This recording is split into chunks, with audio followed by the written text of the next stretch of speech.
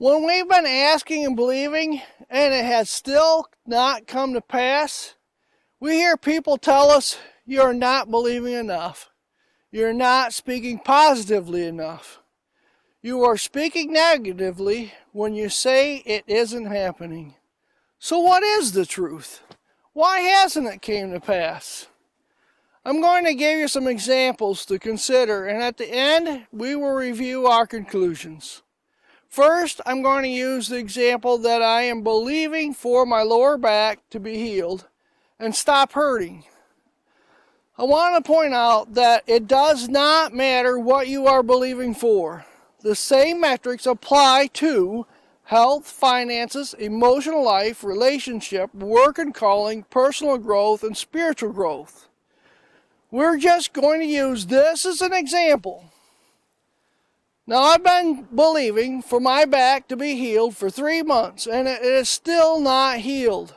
I have confessed it is healed constantly. I have been praising God that it is healed. I've been trying to do what I can to show it, and it is healed.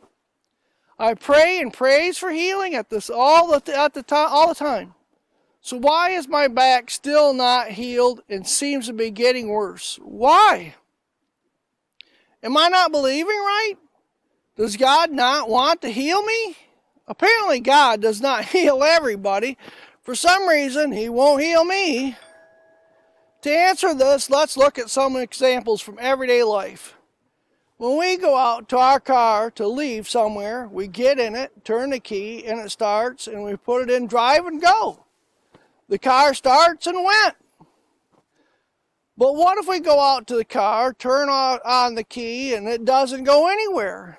We try shifting it back and forth, push the brake, push the gas. We try everything we can think of. Why isn't it moving? Now I want to go to the other example of the garden. I go out, work the soil over, get it all weeded out. Then I make rows and plant my seeds. It looks great.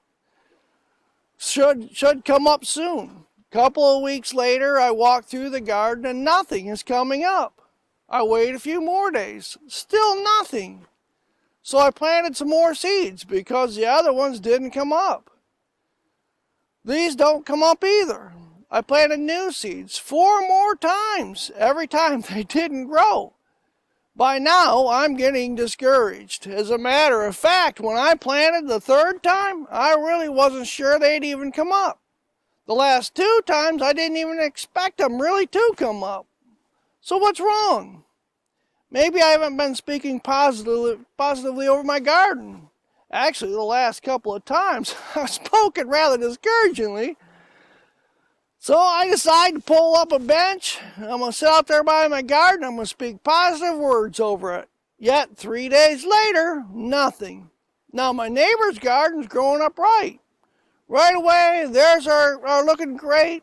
Some of theirs are even starting to flower. So maybe I've been buying bad seeds. Maybe I just can't grow anything. It's just not working out. I've been trying and trying. Maybe I just can't grow a garden. So I stopped trying.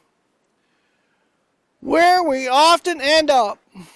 In our faith, this is often the same spot we end up in. It doesn't work for me. We'll hear things like, someone told me I'm just not believing enough. Someone else said maybe God doesn't want to answer it. But what is the truth? The real question. Back to the garden. When I planted several times, was I not believing it would grow? Yes. The last couple of times I was discouraged. But was that doubt? Is something wrong with me? The answer. When the car wouldn't go and I got upset about it, when the garden didn't grow, I got discouraged. Was that because of unbelief? No. I got in the car expecting to go. I got upset because I expected it to go and it didn't. If I didn't believe the garden would grow, I would not have planted it the first time, let alone several more times. I was upset in both cases because I expected the results and didn't see them. The fact I expected the results proves I believed. What that means, When you are asking or praying for something and expecting to see results, that is proof you are believing. So what do we do when the car won't go or the garden won't grow? We start looking to see what is wrong. Do we conclude that cars don't work? Do we conclude that seeds don't grow? No. We get a mechanic to look at the car. With the garden, we might ask the neighbor what they are doing different. Faith works the same way. In our faith, the Word of God is true. It will work.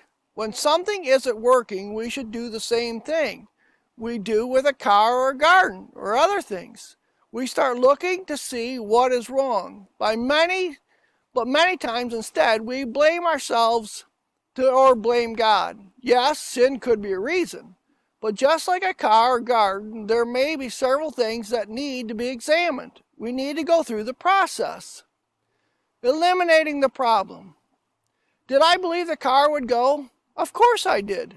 I wouldn't have gotten ready and gotten in it if I didn't. So check that off. It's not because of lack of faith. If I never go any further than shifting the car from park to drive, I will never find the problem. In the same way, if I never go further than blaming myself or God, I will never discover what needs to change. When something isn't working, we go through the process of elimination until we discover the issue. The key truth. What I really want you to realize is this. The most important thing you needed to do was believe. And you proved that you believed simply because you expected results. Even if your expectation weakened after several disappointments, come on. Jesus said you only need faith as small as a mustard seed. And you showed that. The final point is this. You have enough faith to move mountains. So stop questioning whether you have faith. Move on to the rest of the checklist. For more depth and study, I've included a free download in the description below. Share this for others, like and subscribe to help get more of this out. Thanks.